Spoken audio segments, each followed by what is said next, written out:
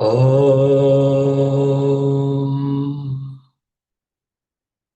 Pratah Smarami Hridhi Samspuradatma Tattvam Satchit Sukham Paramaham Sagatim Turiyam Yat Swapna Jagara Sushupti Ameti Nityam Tad Brahma Nishkalamaham Nacha Bhuta Sangaha.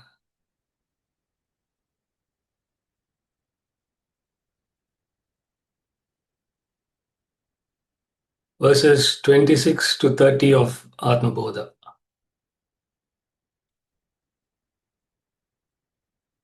Atmano vikriya nasti buddhirbodho na jatviti jivas sarvamalam nyatva nyata drashteti mulyati rajju sarpavadatmanam jivo jnatva bhayam vahet Naham jivah paratmeti Jnatasche nirbhayo bhavet Atmavabhasayat yeko Buddhyadinendriyanyapi Dipo ghatadivat svatma Jadaistarnavabhasyate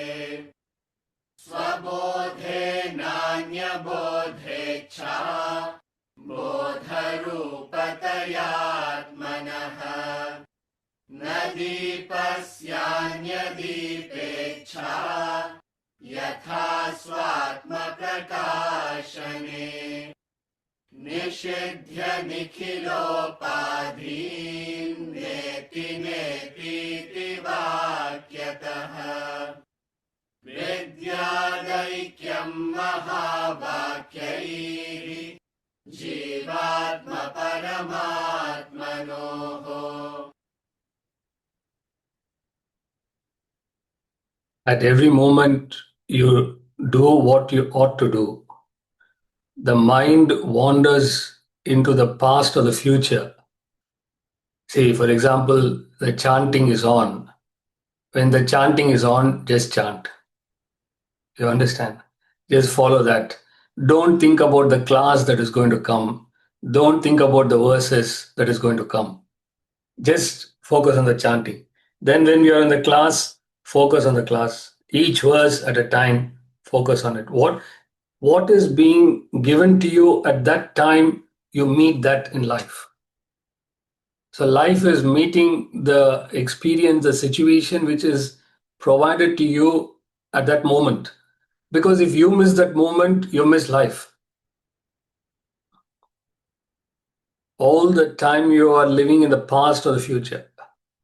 This is what happened. I wish it happens like this. Or I had such a nice time, such a lovely time. But in reminiscing about the past, you're losing the present moment. Or you're looking forward to something in the future. Again, you lost the present moment. So perfection is to be in the present at all times. To be present at all times. In all actions, in all moments, in all situations. That is the way you get the best out of life.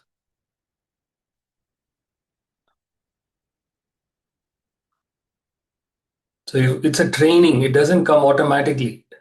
Without you realizing, the mind has already wandered. Even as I'm telling you now, the mind has wandered. You understand? It's not your fault because you have not trained your mind that way. Interestingly, those who are professionals in their field, see, each one of you are professionally qualified in some field or the other.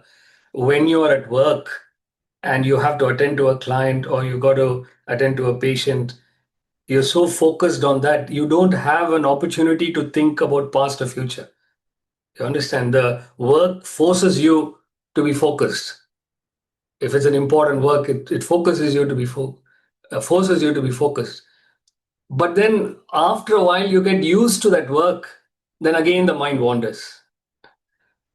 So you do experience that moments where you are focused in the present, but you're not able to sustain it in all experiences. In certain experiences, you get it.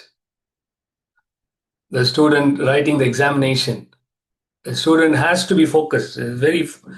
But even there, the student slips into the anxiety for the result. So just play the game. There's a sign on the Lord's cricket ground. The sign that they have is play up, play the game. It comes from a poem. The title of the poem is that play up, play the game. Just play the game. Don't worry about the result. Whatever comes, comes. Your focus should be on executing the action properly.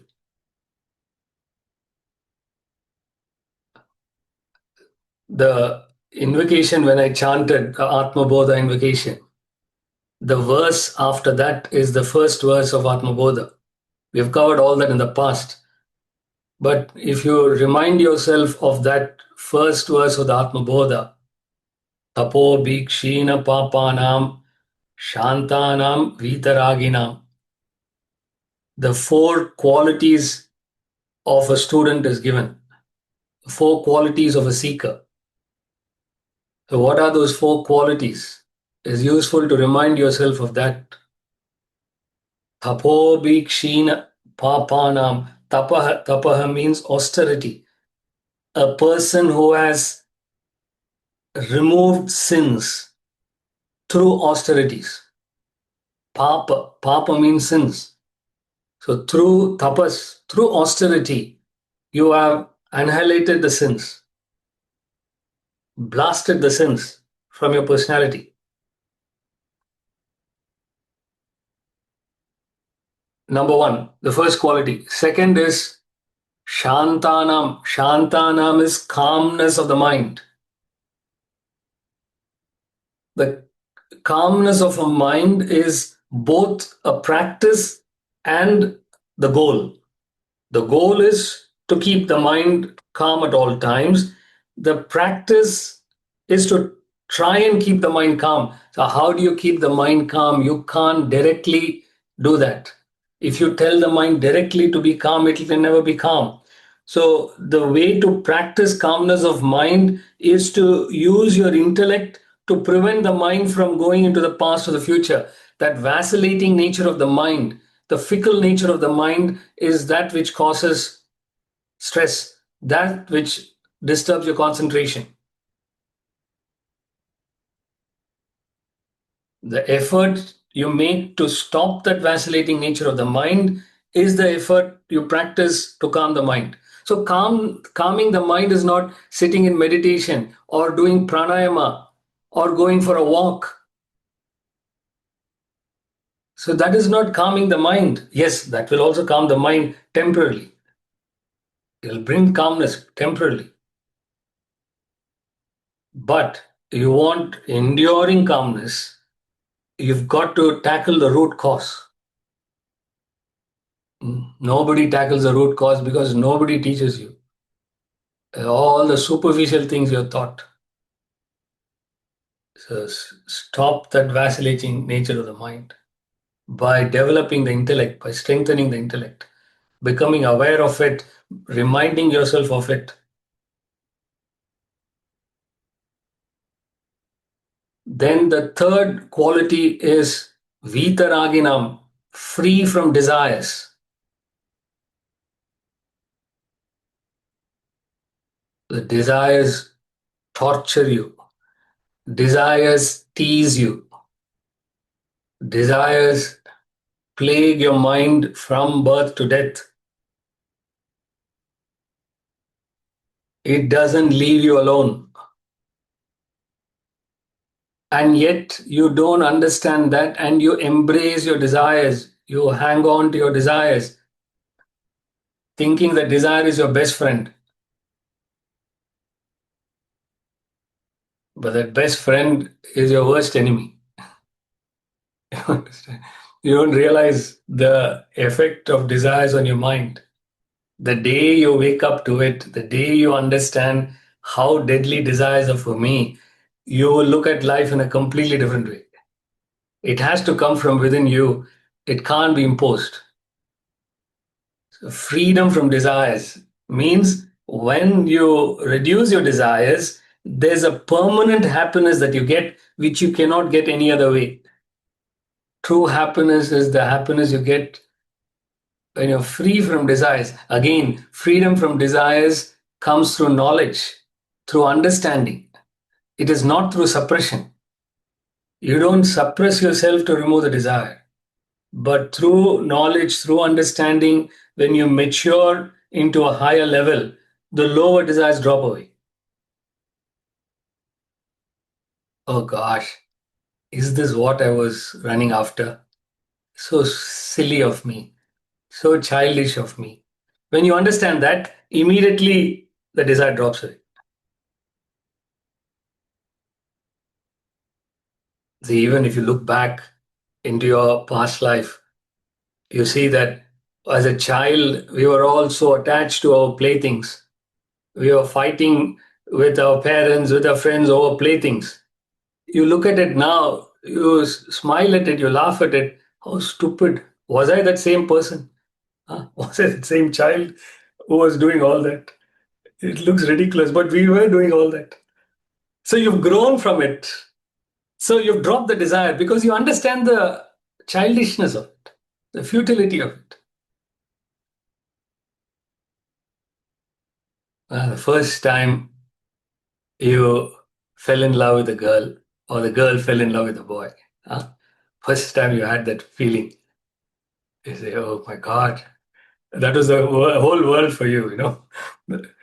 So now you look at it, you say, "Oh, what a stupid thing it was." Something after that, you've never seen that girl or you've never seen that boy. But such a big thing at that time. So you have nothing against it. What I'm trying to say is, it's not as if you say, "Oh, this is a terrible thing." It's nothing like that. Okay, it's a nice thing, but it's not for me. I've grown. I've gone to the other higher level. You know, I've moved on to a better understanding. So you don't criticize people. They are doing whatever they're doing. So the first three qualities: uh, annihilation of sins through austerities, calmness of mind, and third is freedom from desires. Fourth is mumukshatva. Mumukshatva is the yearning for liberation, a pressure within you to get out of the suffocating world. You find the world suffocating not because you're unhappy about it. You're very much happy about it. Things are going well for you. There's nothing wrong with you. And yet you feel suffocated because you want the fresh air of spirituality. You want that fresh, you want to breathe that air of spirituality. It's like a person moving from the city to the countryside who wants to have that fresh air of the countryside, away from the stench of the city. It's like that. So you're suffocated. You want to get out of that. That yearning for liberation.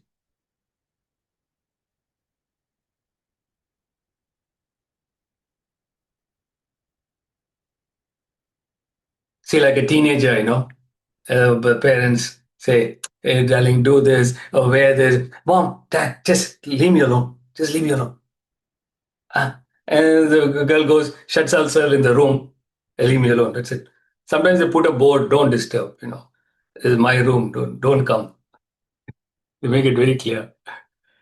So liberation. See that desire for liberation is there. From a very young age, you want to be liberated. You want to be free. Everybody wants to be free. It's a natural desire. So nobody. That's why if you get attached to anyone, you will lose that person. You got to be careful. The moment you get attached, because people find it suffocating. It's not that they don't love you, but they find that attachment to be suffocating. It's like holding somebody's neck like this and squeezing their throat. Afterwards, they say, listen, leave me, leave me. Exactly like that, the person feels when you're getting attached to them. It's like you're squeezing the neck. So, all those four qualities help you to become receptive to the spiritual knowledge. The more you develop those qualities, the more you become receptive to learning. So Shankara is not saying that if you don't have those qualities, you should not read Atmabodha. He's not saying that. What he means is, you work on those qualities, you'll understand Atmabodha better. For example, see, all of you are studying this. Some of you are studying this for the first time, the Atmabodha. Believe me, when you come back to this a second time, you'll understand it far better. Third time, you'll understand it even better. Provided you're following this knowledge consistently, every time you come back to the same book, your understanding will be better and better. It's not that the book has changed, the book is the same, the teacher is the same, the explanation is the same, but you have changed. Since you have changed, you see things in a different way.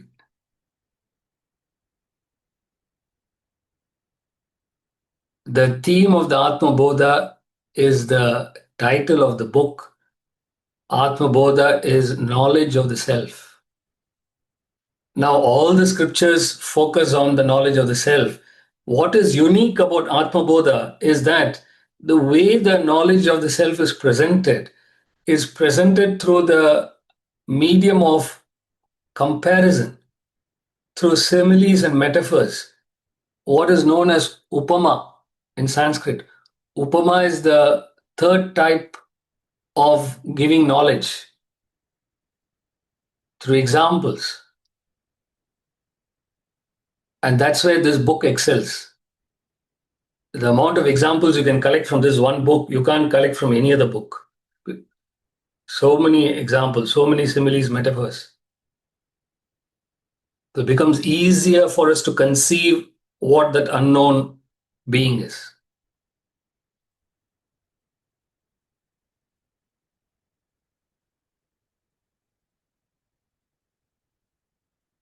Verses 22 and 23, we looked at the two different attitudes. You get caught up in the doership attitude and the enjoyership attitude. Kartritva bhavana and bhoktritva bhavana. Both these are expressions of one's ego.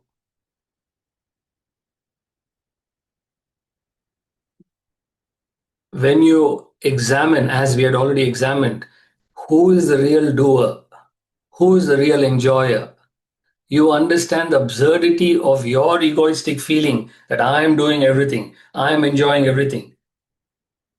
You understand, no, I'm not, factually, it's not true, because without the Atman, I can't do anything, I can't enjoy anything. Not only the Atman, so many other factors around me is enabling me to act, enabling me to enjoy. It's all factual. It's not that you're imagining. But in the case of ego, you forget the facts, you overlook the facts. Because ego is operating through the mind, not through the intellect. So when you are not rational, you become egoistic. A rational person is never egoistic, cannot be egoistic because it doesn't make sense to be egoistic.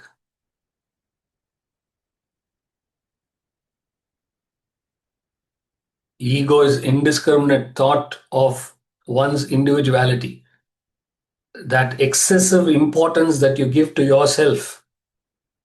That is ego. So through this knowledge, you break down that ego. So yes, I'm doing, yes, I'm enjoying, but it is because of so many other factors. And you remember those factors, then you don't fall into that ego.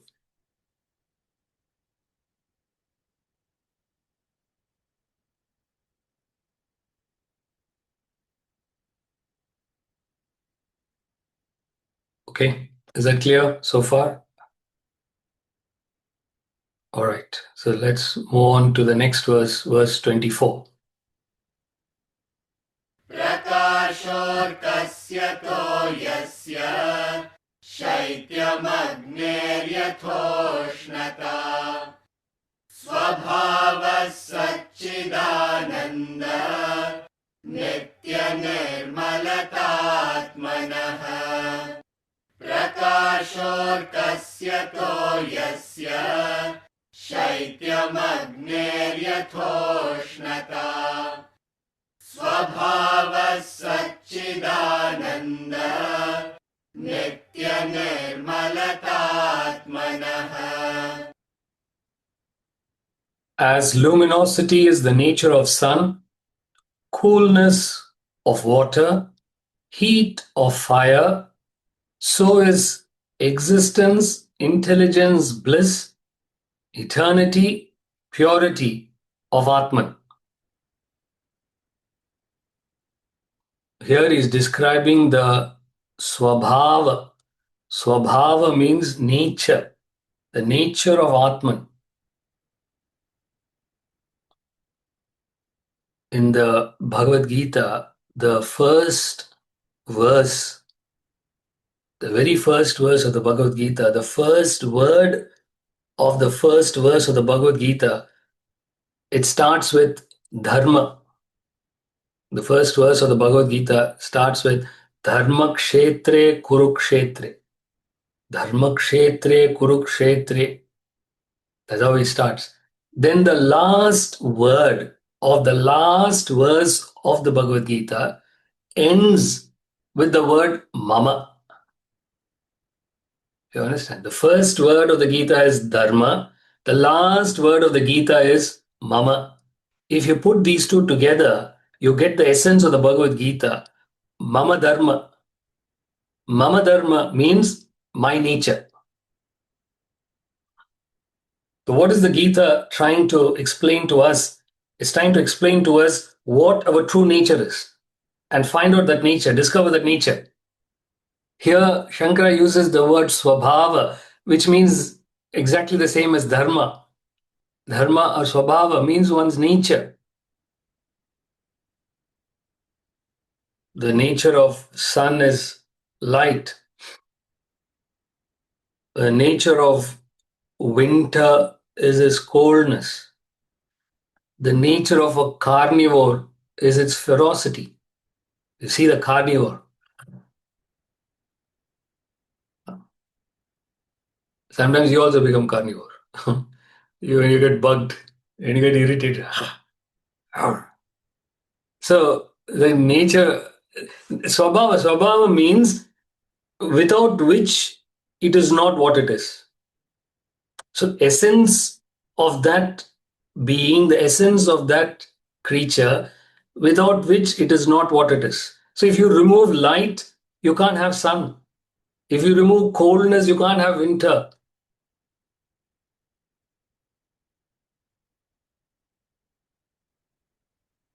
As heat of fire, he says, see, without heat, there's no fire.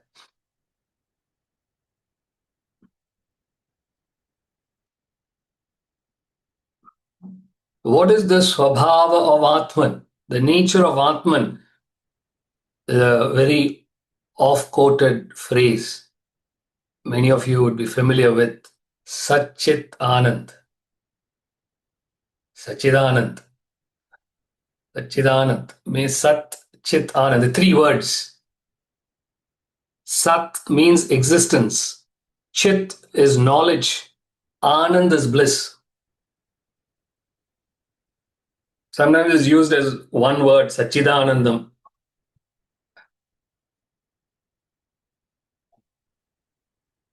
The nature of Atman is Sachidanand in the sense that when Atman functions through the world, it functions through the inert objects and living beings. Inert objects exist. That's the first quality, Sat, existence. Existence is the expression of Atman through inert objects. Sometimes some human beings also simply exist. They don't do anything. Like inert objects they are. They're just sitting down. Hey, bell is ringing, man. Ah, is it? Ah, okay. You open it. Right? Sitting down, not reacting to anything. Even if there's a fire, he's sitting, he doesn't do anything. So inert exist. Inert objects just exist. Living beings go through three states of consciousness: waking, dream, and deep sleep. In the waking and dream states, living beings have knowledge. And that is the second expression of the Atman, Chitta. Chitta means consciousness, knowledge, which is the expression of Atman through living beings in the waking and dream states.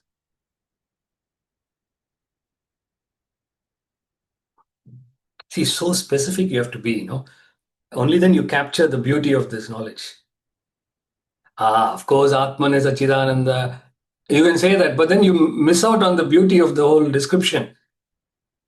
Third is Anand. Anand is living beings in deep sleep state.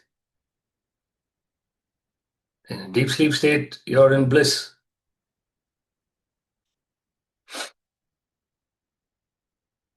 It's by default, you're in bliss, in deep sleep. Even in the waking state, suppose you're so disturbed and agitated in a waking state. If you go and sleep, and you go to deep sleep, you're in bliss. Everything calms down. See, without that deep sleep experience, it will not be possible for you to live life. You understand? You need that peace to get back and operate the next day. That's why when people miss sleep, they can't operate the next day. Sleep is one of the worst things you can miss. Even if you miss a meal, you don't eat a meal, you can manage. In fact, people purposely do that. Intermittent fasting, purposely skip meals. That you can manage, but to miss sleep, you can't, because it gives you that necessary rest, the necessary peace in order to face the world. So, Sat Chit Anand, see that. The three expressions of the Atman: existence, knowledge, bliss.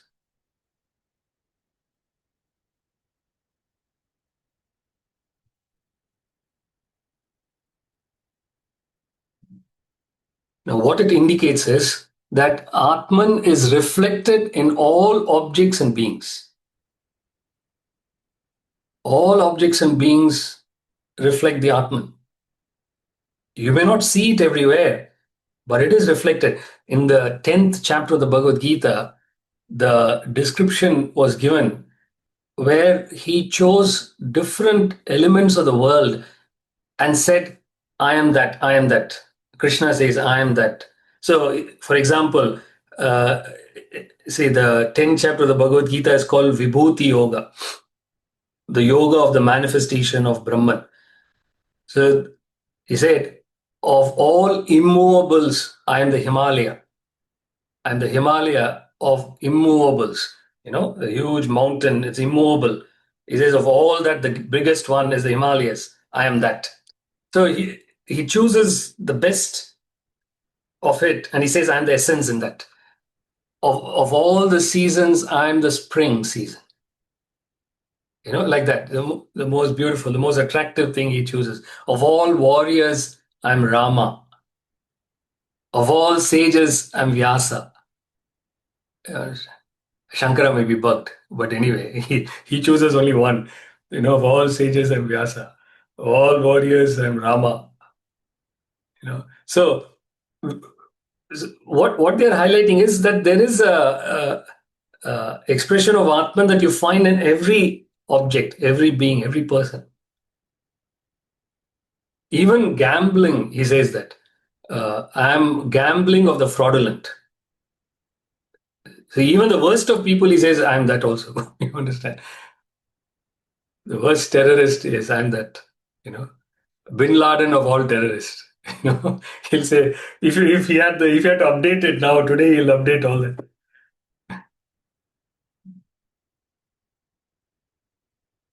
And the Djokovic of all tennis players. Huh? A fellow doesn't stop, He was winning and winning and winning. I am the Bradman of all cricketers.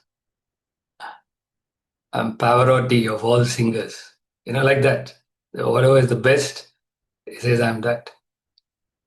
So Satchidanand, then he doesn't stop. He gives two more qualities of Atman because Satchidanand is only restricted to the world. So he says Atman cannot be restricted to the world, is beyond the world. He gives two more qualities: Nityam, eternity, and Nirmala, purity. Eternity indicates beyond time.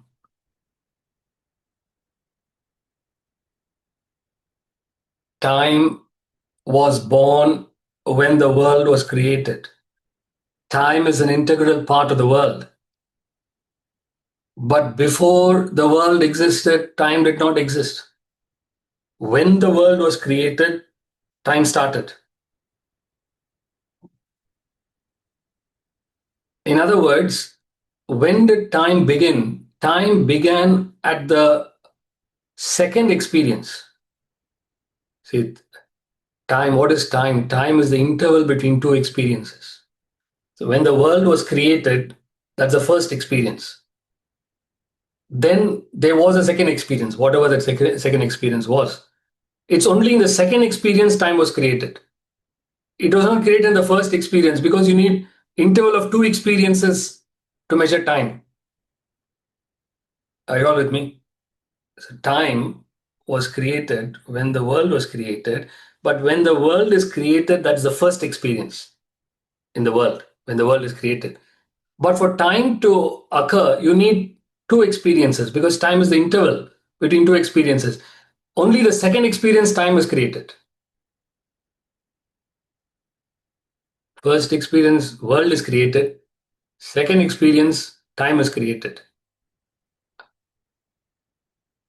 Therefore, he says, Brahman is beyond time, before time. Because in the first experience, time did not exist.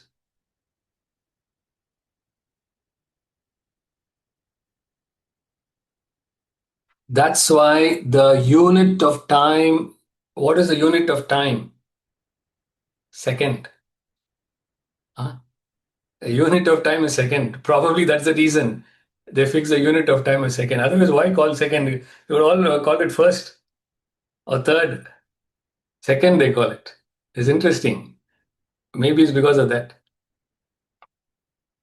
Then from seconds, you get minutes. From minutes, you get hours. Hours, you get days. Days, you get weeks. Weeks, you get months. Months, you get years, etc. Decades. But the smallest unit is second.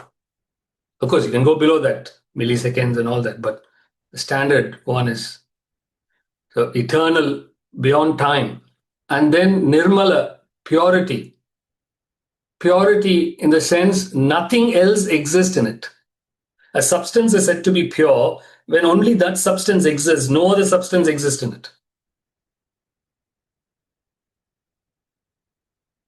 So your body is made up of so many different things, so many vitamins, so many minerals, carbohydrates, fat, probably too much of that, then protein.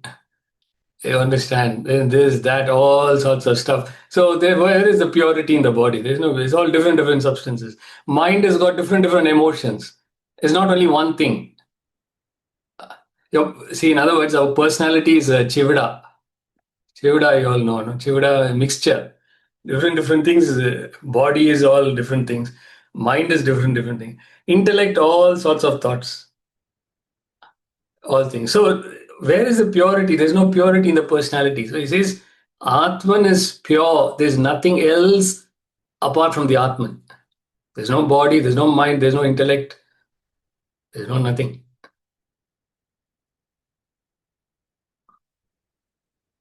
So nothing else exists in it. It's like a single malt. Huh?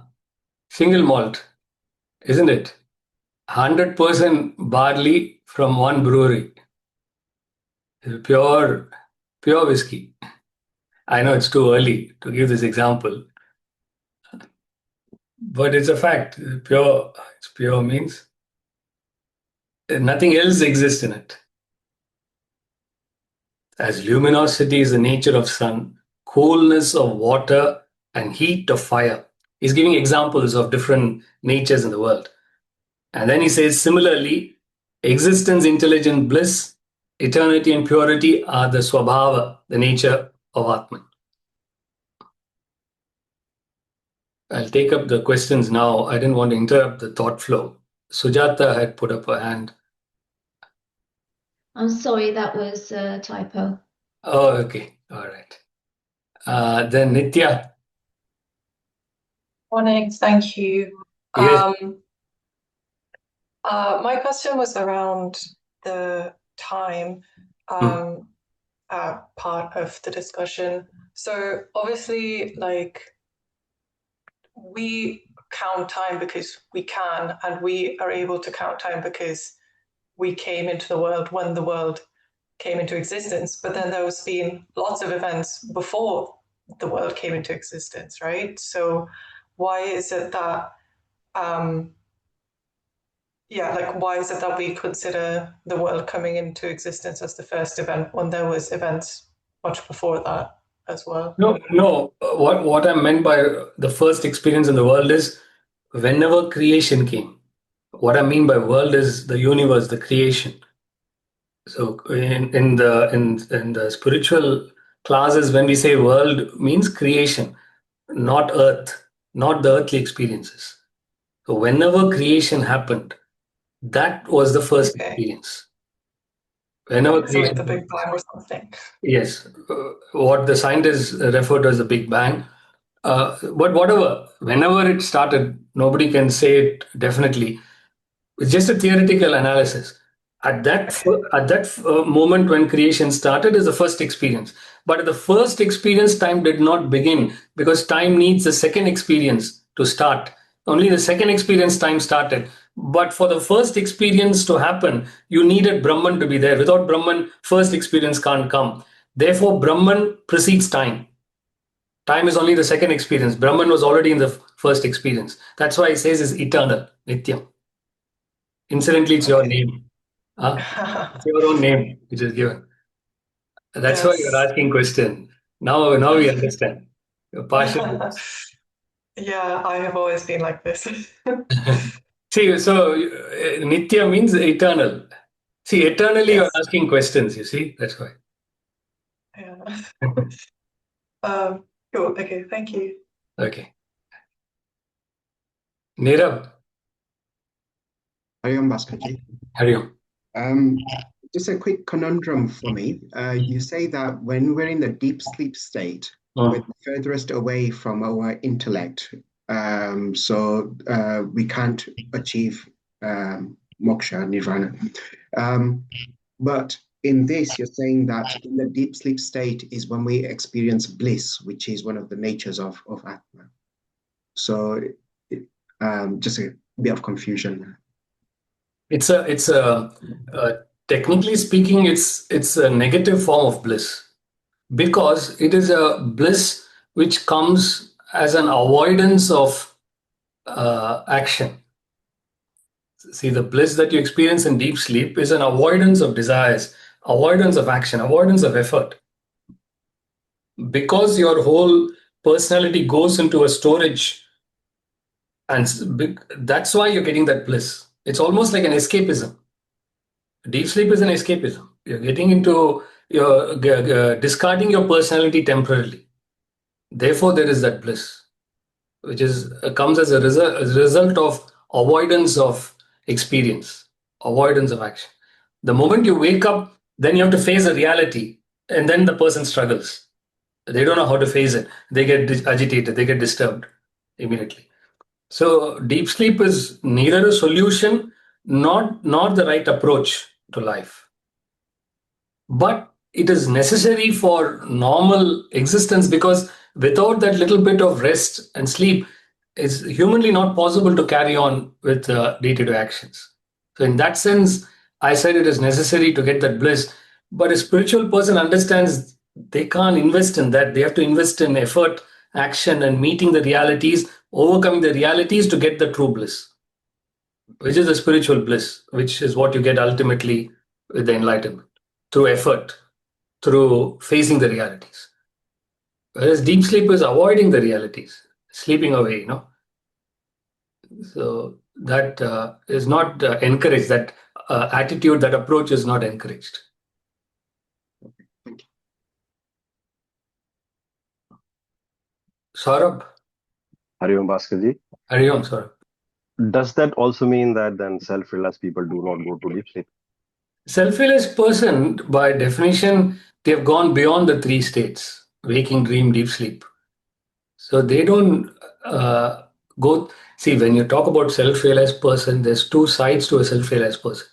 There's a pure self-realized person. Then there is an impure self-realized person. What I mean by that is the pure self-realized person is beyond this world, beyond the three states. You can't conceive that side of a self-realized person. Yeah. The side of the self-realized person that we are discussing is the person whom you will see acting in the world, like Krishna acted. He was in the battlefield. So that is the impure side of Krishna. The pure side of Krishna, Arjuna, nobody knows that. Only a self-realized person will know that. The impure side of the self-realized person is when that person is acting in the world. So that person will go through the three states of consciousness because he still has the prarabdha vasanas. With those prarabdha vasanas, they go through that experience. But he's not affected by the experiences. Whatever waking state he goes through, dream, deep sleep he goes through, it doesn't make any difference to that person. So even the impure side of it, he is still perfect. This thing. But the real self-realized person is, it doesn't go through anything which we can't conceive at all. Makes sense. Thank you.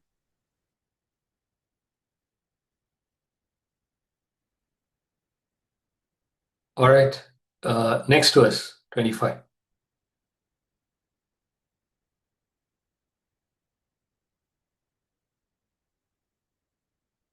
आत्मनः सच्चिदंशश्च बुद्धेर्वृत्तिरिते द्वयम् संयोज्य च विवेकेन जानामीति प्रवर्तते आत्मनः सच्चिदंशश्च बुद्धेर्वृत्तिरिते द्वयम् संयोज्य च विवेकेन जानामीति प्रवर्तते.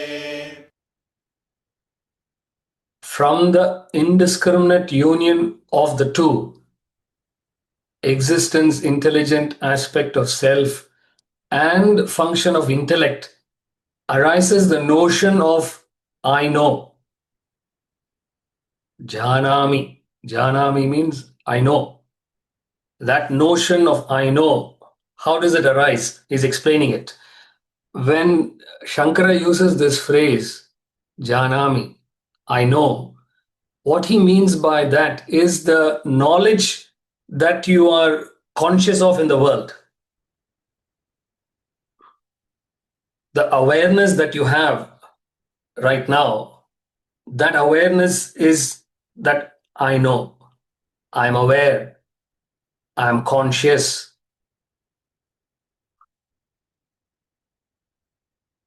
So all the knowledges in the world, whatever you're aware of, whatever you're conscious of, is captured in this phrase, I know. So even a scientist doing research, nuclear physics, nuclear chemistry, biochemistry, they're going through all that research. That is the same phrase, I know. What awareness they have is the same, I know. A dog is also aware of the difference between the master and the stranger. That pet is aware of the difference. That is also captured by the same phrase, I know.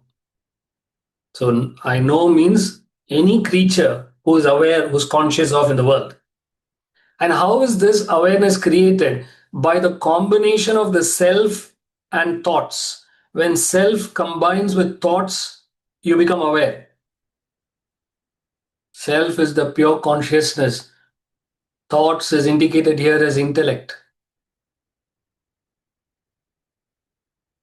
the existence intelligent aspect of self, which is the pure consciousness, and the function of intellect, which is thoughts. Self plus thoughts. Arises the notion of I know.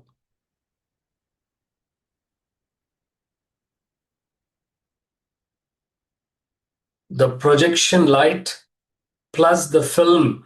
The light passes through the film and it gets projected on the screen. You say, I see the movie. When you say I see, how is that seeing created? The light plus the film.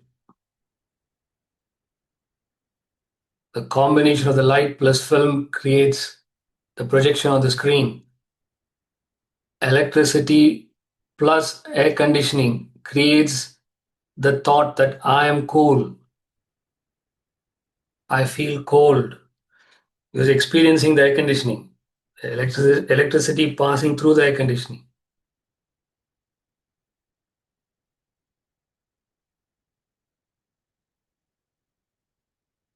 Pure consciousness has no knowledge. Pure awareness has no knowledge.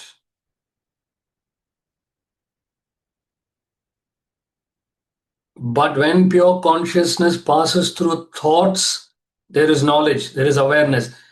In other words, it is conditioned knowledge, conditioned consciousness. See, whatever consciousness, even when you're in a temple and you're looking at God, you're in a church and you're looking at God, that is also conditioned consciousness. Even in the state of meditation, a person who's experiencing the silence of meditation, even that is conditioned consciousness. Because it is conditioned by a thought. And as human beings, you're all the time living in the medium of thoughts.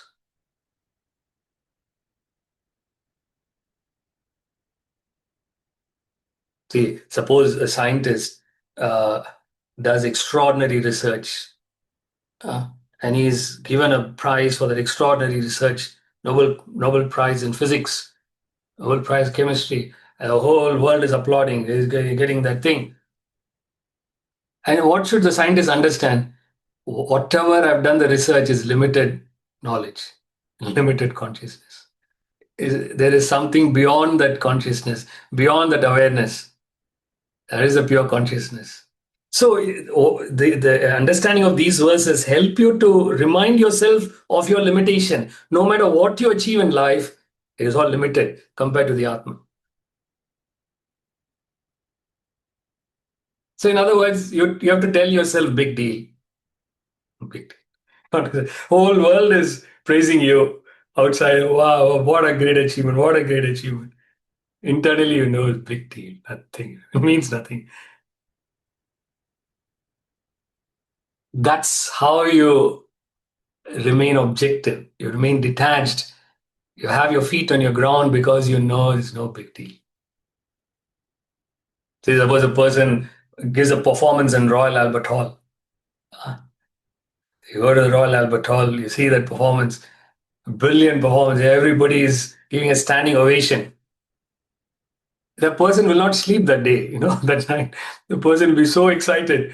Oh my God, I got a standing ovation in Royal Albert Hall. And you mentioned in the papers and everything.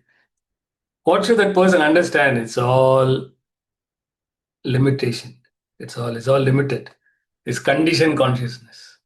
There's something higher than it all.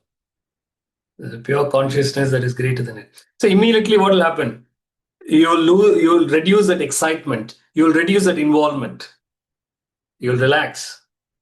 You'll sleep well.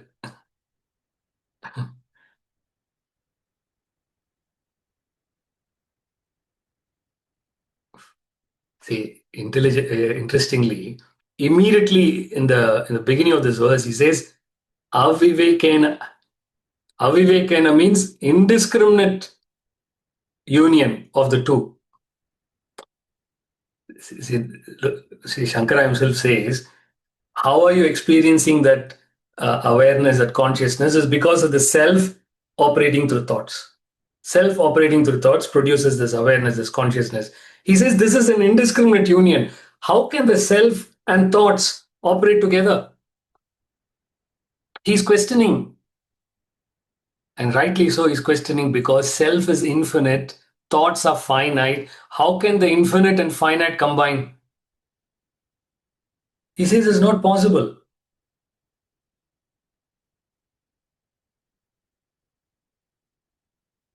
It's like saying selfishness, unselfishness combines. How? They're two different things. To be self-centered is different from being unselfish and charitable. It can't combine together. Water and fire, how can it combine together? They're opposites.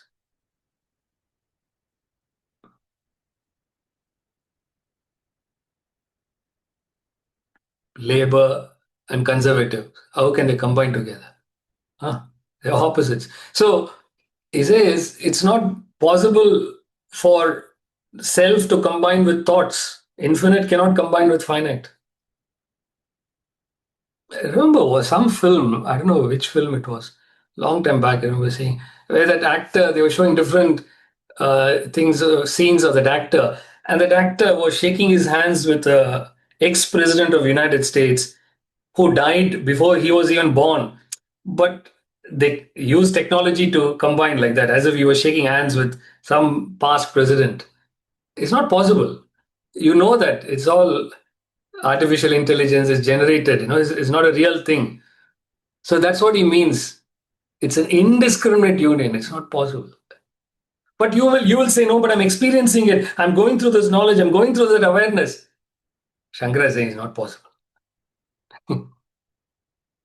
So, in other words, what he's suggesting is what you're going through is just an illusion. It's just an imagination, just a projection. You believe it to be real. It's not real because it can't combine like that. The self can't combine with thoughts. From the indiscriminate union of the two, the self and the intellect, there arises the notion of I know, Janami. So all that you know is just a projection, just an illusion.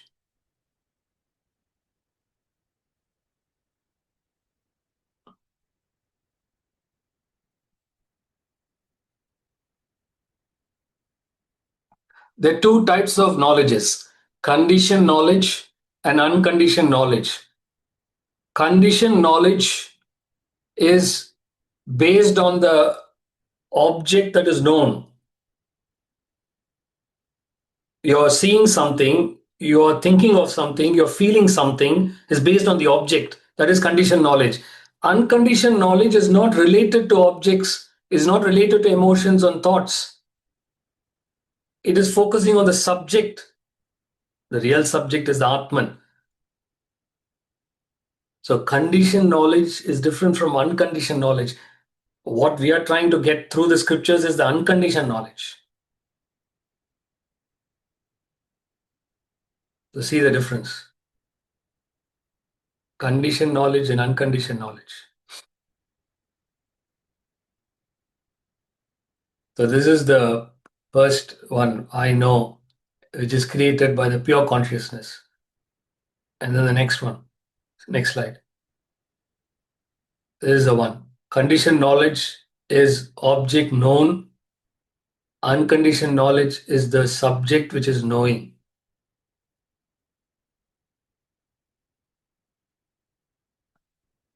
What makes you know?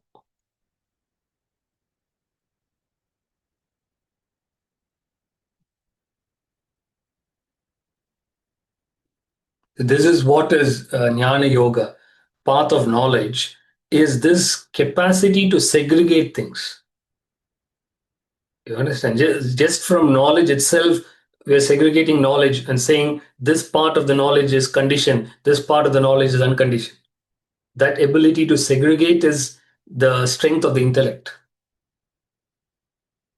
If you don't use your intellect, you club everything together.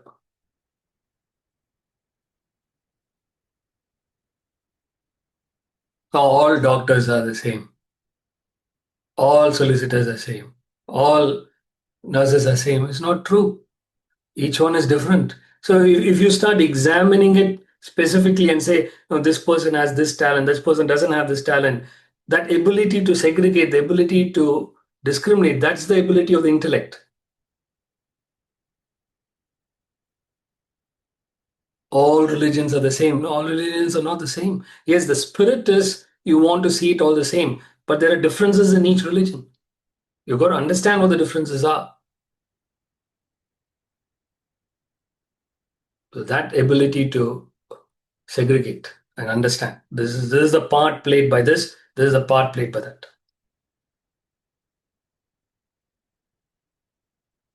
So even if you're managing your household, you're managing an organization, you should be able to do that. You should be able to segregate clearly. This is this person's role, that is that person's role. This job has to be done, that job is still not done. Monitoring, organizing requires the play of the intellect. If you don't use the intellect, you won't be able to organize, you won't be able to delegate. So people who don't have intellect, what they do is they take all jobs on themselves. They can't delegate to anybody else. And then they collapse because you can't keep doing it all on your own. The root cause of it, Shankara is examining. The self plus thoughts gives rise to the notion of I know. Look at the way it's being worded. The notion of I know. So it's not that you really know. You're imagining that you know. It's just a notion.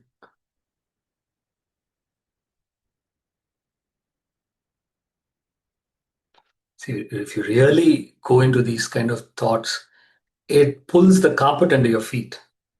You understand? See, whatever reality you're basing your whole life on, they're removing that reality completely. It shakes you. You understand? If you really examine the essence of it, you say, my God, what is this? I don't know what I'm doing now. You understand? You start questioning everything in your life.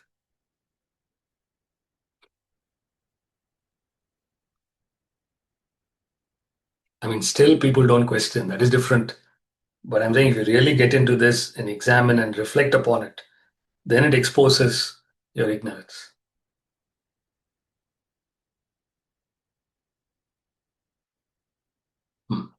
We'll stop here for today. Any questions are there I can still take up? Nitya, yes.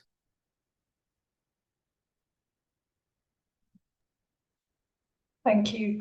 My question was around the detachment.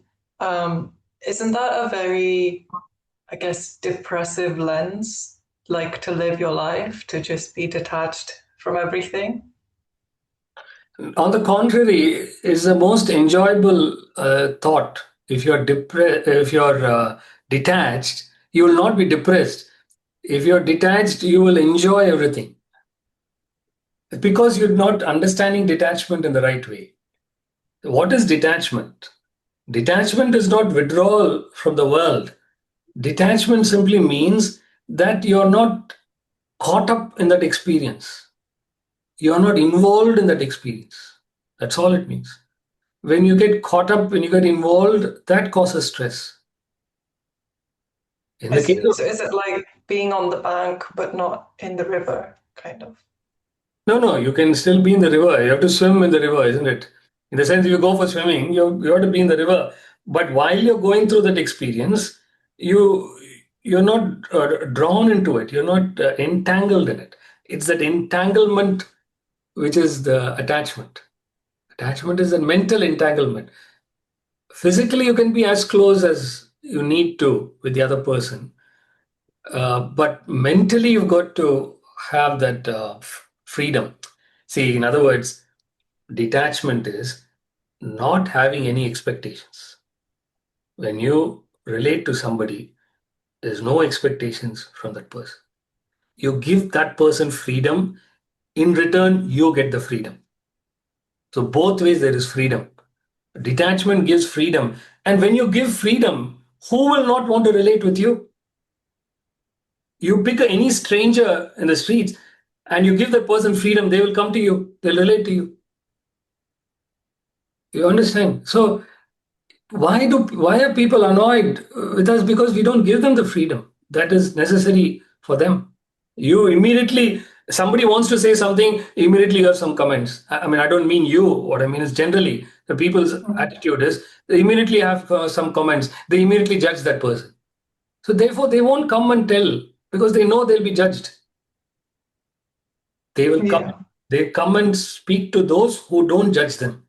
They're open to those who don't judge. So that is detachment. Detachment is creating that conducive environment for people to be able to relate to you. So you will actually be a lot more busier if you're detached. You can take up more jobs. You can take up more duties when you're detached because you're more relaxed. You can do more.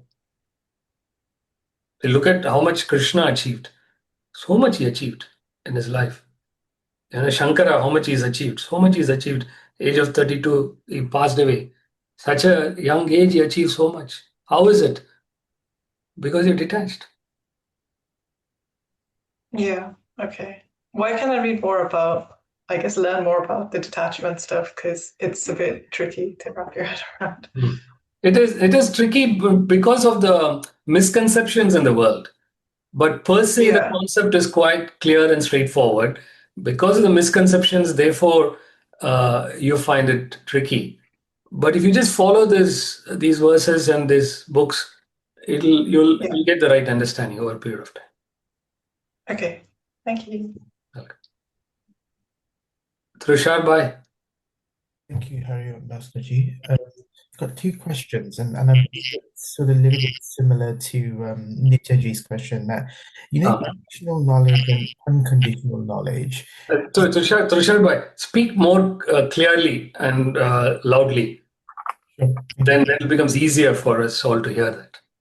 Yeah, definitely. Hopefully that's clear. That's it. That's it. Whatever, sore throat.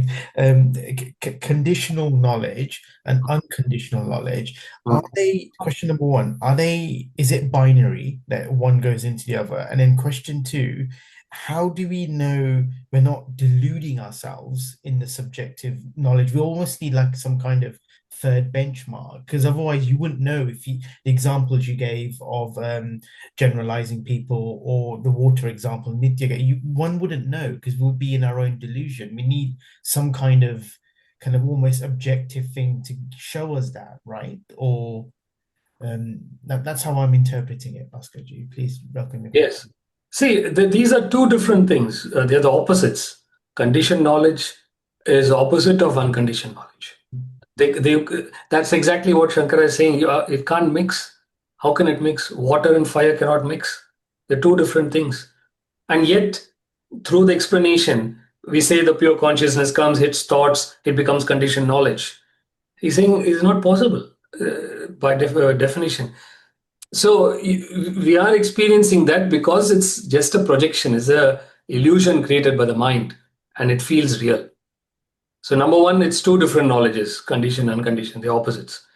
The second is, in terms of unconditioned knowledge, is as you are becoming more detached and getting free from the thoughts, from the desires, you're becoming freer from the desires, you become more objective. So the test of unconditioned knowledge is how objective you are, how much you're able to be on top of things, how much you're able to be in control of things. You understand? See, you could be an employee at work, or you could be a CEO at work, but do you feel in control when you go to work or not? You understand? See, you could be a child in a house, you could be a parent in a house, doesn't matter. When you go into the house, do you feel you're in control? Control doesn't mean you're ordering everybody. It's not like that. But just that internal feeling that you have everything under your control. You know what you're doing. That is objectivity.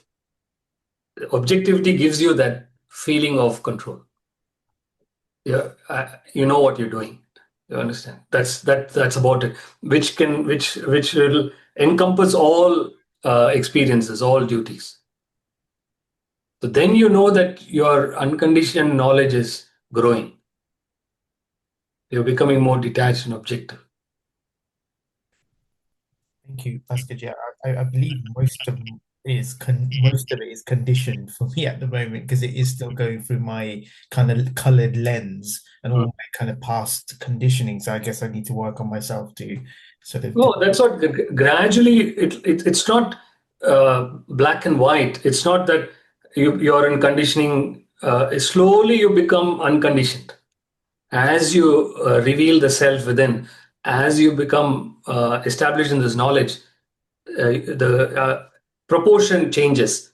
What was more conditioning reduces. You become unconditioned. So proportion increases. The unconditioned proportion increases. Thank you for the clarification. Okay. All right. Okay, everyone. On that note, let's conclude and see you all next week. Thank you. Thank you, Bhaskarji. Hari. Thank you. Hari Om Hari Om, Bhaskarji. Bhaskarji. Thank you. Thank you so much. Thank you. Thank you.